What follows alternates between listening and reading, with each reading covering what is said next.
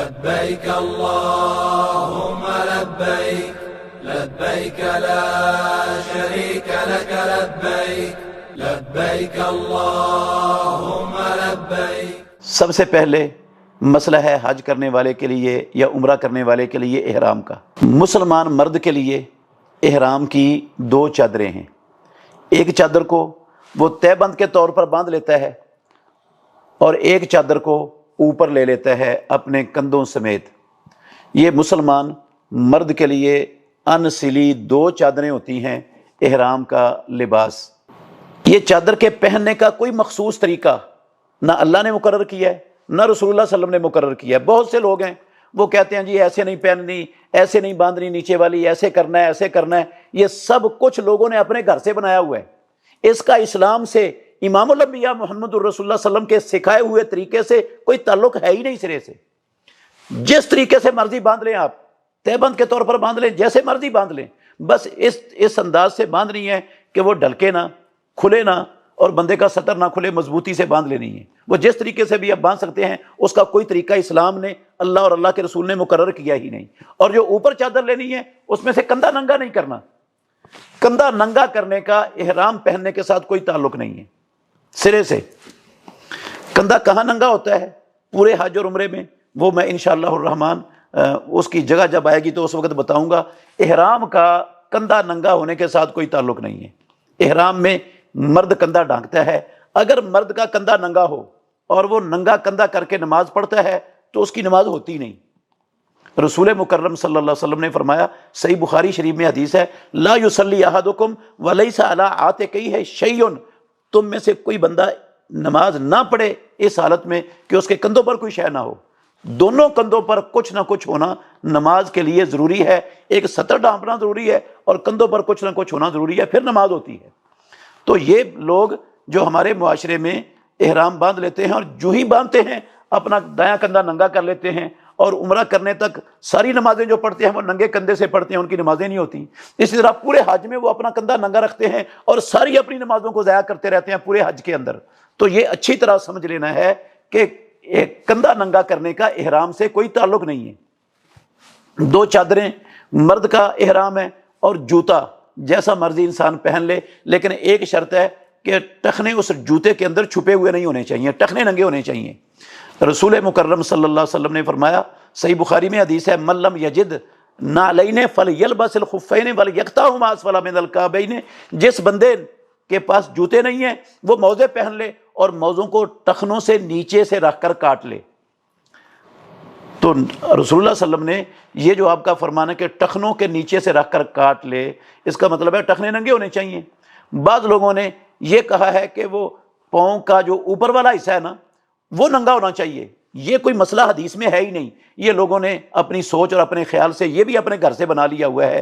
وہ ہوائی چپل یا کوئی مخصوص چپل بناتے ہیں احرام کے اندر، وہ پہننے کا حکم دیتے ہیں۔ کسی مخصوص قسم کی چپل کا احرام کے ساتھ کوئی تعلق نہیں ہے۔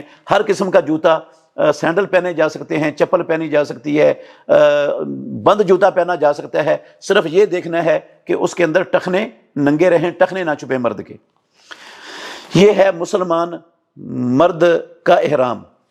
اور مسلمان مرد نے جب احرام پہننا ہے، احرام پہننے سے پہلے غسل کرنا اس کے لیے مستحب ہے، احرام کا چادریں پہننے سے پہلے۔ اور اپنے جسم کو خوشبو لگانا یہ بھی سنت ہے۔ محمد الرسول اللہ صلی اللہ علیہ وسلم احرام پہننے سے، احرام کا لباس پہننے سے پہلے اپنے جسم کو خوشبو لگاتے تھے۔ یہ مستحب عمل ہے، افضل ہے غسل کرنا بھی اور خوشبو لگانا بھی اپنے جسم کو، لیکن یہ دونوں چیزیں فرض نہیں ہیں۔ اگر بندے کے پاس غسل کرنے کا ٹائم نہیں ہے یا اس کے پاس خوشبو نہیں ہے تو وہ نہیں بھی لگاتا، تو حج میں یا عمرے میں اس کی فضیلت میں، اس کے اجر میں کوئی فرق نہیں پڑتا، کوئی خلل نہیں آتا۔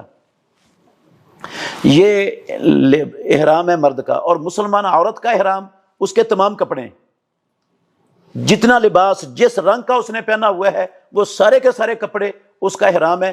صرف دو چیزوں سے رسول مکرم صلی اللہ علیہ وسلم نے مسلمان عورت کو منع کیا ہے کہ وہ احرام کے اندر دو چیزیں استعمال نہیں کرے گی۔ ایک، ہاتھوں پر دستانے نہیں پہنے گی۔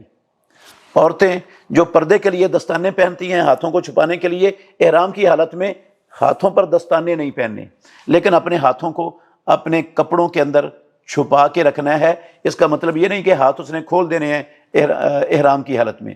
دوسرا، رسول اللہ صلی اللہ علیہ وسلم نے فرمایا لا تنتقب المرأۃ، عورت نقاب نہیں پہنے گی۔ یہاں پر نا بہت سے لوگوں کو بہت بڑی غلطی لگ گئی، انہوں نے نقاب نہیں پہننے گی کا مطلب یہ سمجھ لیا کہ مسلمان عورت چہرہ کھول دے گی احرام کی حالت میں، جبکہ یہ مطلب اس حدیث کا رسول اللہ صلی اللہ علیہ وسلم کے ان الفاظ کا ہے ہی نہیں، سرے سے یہ مطلب ہی غلط ہے۔ عورت کو احرام کی حالت میں بھی اپنا چہرہ غیر محرموں سے ڈھانپنا فرض ہے، ضروری ہے، لازم ہے۔ وہ احرام کی حالت میں بھی چہرہ کھولنے کی اسے اجازت نہیں ہے۔ ہماری مائیں امہات المومنین عائشہ صدیقہ رضی اللہ عنہا کی حدیث ہے، کہتی ہیں حجۃ الوداع میں ہم رسول اللہ صلی اللہ علیہ وسلم کے ساتھ تھیں، جب ہمارے سامنے کوئی غیر محرم آتا تھا تو ہم میں سے ہر عورت اپنا پردہ اپنے چہرے پر لٹکا لیتی تھی۔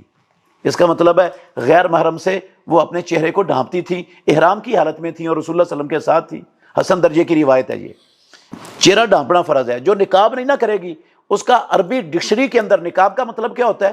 وہ کپڑا جو عورت نقاب کے طور پر اپنے چہرے کے ساتھ باندھ لیتی ہے، وہ چپک جاتا ہے چہرے کے ساتھ، پیچھے چیپی کے ساتھ جوڑ لیتی ہے یا گرہ دے کر باندھ لیتی ہے اور بالکل وہ کسا ہوا ہوتا ہے چہرے پر، آنکھیں سے ننگی ہوتی ہیں، اس کو عربی ڈکشنری کے اندر نقاب کہتے ہیں۔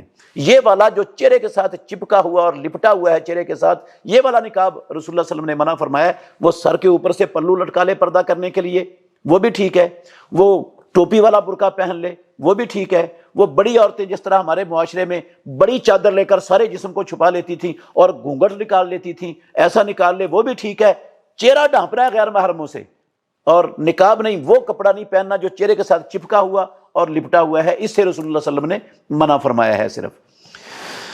تو یہ دو چیزیں احرام میں وہ استعمال نہیں کرے گی، لیکن پردہ کرے گی، اور جیسے بھی اس نے کپڑے پہنے ہوئے ہیں، جس رنگ کے ہیں، وہ سارے کے سارے کپڑے ہی اس کا مکمل احرام ہیں۔ عورت کے احرام کے لیے کوئی سپیشل گاؤن بنانا یا کوئی سپیشل چادر استعمال کرنا یہ اسلام میں نہیں ہے۔ کوئی سپیشل کپڑا عورت کے احرام کا، جس طرح مرد کے احرام کے کپڑے ہیں دو چادریں، عورت کے احرام کے کپڑوں کے لیے کوئی سپیشل چیز کتاب اللہ اور سنت رسول اللہ میں ہے ہی نہیں کہ اس نے یہ پہننی ہے۔ جو چیزیں اس نے پہنی ہوئی ہیں وہ اس کا احرام ہے۔ جن دو چیزوں سے منع کیا وہ میں نے آپ کے سامنے رسول اللہ صلی اللہ علیہ وسلم کا فرمان رکھ کے وہ واضح کر دیے کہ یہ دو چیزیں نہیں پہنی، باقی سب عورت کا احرام ہے۔ عورت بھی اگر اس نے نماز نہیں پڑھنی، وہ ایسے ایام میں ہے کہ وہ نماز نہیں پڑھنی، وہ بھی غسل کر کے اپنے احرام والے کپڑے جو اس نے پہننے ہیں وہ زیب تن کر لے، پہن لے، اور عورت مہک والی خوشبو نہیں لگا سکتی۔ یہ جو غسل کر کے مرد نے خوشبو لگا کر اپنے جسم کو کپڑے چادریں پہن لی ہیں، یا عورت نے غسل کر کے احرام کے لباس پہن لیا ہے احرام کی نیت سے، یہ احرام نہیں بنا، یہ احرام نہیں بنا۔ ان کپڑوں سے احرام کی کوئی پابندی اس بندے پر، اس انسان پر ابھی لازم نہیں ہوئی۔ ان چادروں نے اور عورت کے ان کپڑوں نے احرام بننا ہے جب یہ لوگ میقات پر پہنچیں گے۔ تو کپڑے وہ اپنے گھر سے پہننا چاہے، عورت تو اپنے گھر میں ہی پہنے گی، کیونکہ سب سے زیادہ محفوظ ترین جگہ عورت کے اپنے کپڑے بدلنے کی، ان کو سنبھال کر رکھنے کی، وہ اس کا گھر ہے۔ گھر سے کپڑے پہن کر چلی جائے، اور مرد بھی اپنے گھر سے چادریں پہن سکتا ہے، ایئرپورٹ پر جا کر پہننا چاہے وہاں پہن سکتا ہے، ہوائی جہاز میں بیٹھ کر سوار ہو کر میقات سے پہلے وہ پہننا چاہیں تو وہاں بھی پہن سکتا ہے۔ اس کے لیے کوئی مخصوص جگہ نہیں ہے، جہاں سے مرضی، جہاں سے اس کے لیے سہولت ہے نا، وہ اپنے ان کپڑوں کو زیب تن کر سکتا ہے۔ ایک بات یہ بھی ذہن میں رکھنی چاہیے، احرام پہننے کی مردوں کے لیے عورتوں کے لیے کوئی مخصوص نماز نہیں ہے، کوئی رکعتیں نہیں ہیں۔ رسول اللہ صلی اللہ علیہ وسلم نے جب احرام پہنا تو ظہر کا وقت تھا، اپنے ظہر کی نماز پڑھی ہے۔ کوئی نہ نفل ہے احرام کے، نہ مرد کے لیے نہ عورت کے لیے، نہ کوئی اور نماز ہے احرام کی۔ احرام کے نام سے کوئی نماز ہے ہی نہیں شریعت میں۔ البتہ وہ لوگ جو مدینہ طیبہ سے احرام باندھتے ہیں، ذوالحلیفہ سے، وہ وہاں پر 2 رکعتیں پڑھ سکتے ہیں نفل، اس لیے نہیں کہ احرام سے پہلے ہیں، اس لیے کہ وہ جگہ بابرکت ہے، اور محمد الرسول اللہ صلی اللہ علیہ وسلم کو حکم دیا گیا تھا کہ یہ مبارک جگہ ہے، اس جگہ میں آپ نماز پڑھیں۔ اس وجہ سے وہاں پر 2 رکعتیں مبارک جگہ ہونے کی وجہ سے پہنی جا سکتی ہیں۔ ان 2 رکعتوں کا احرام کے ساتھ کوئی تعلق اور کوئی واسطہ نہیں ہے، احرام کی کوئی نماز نہیں۔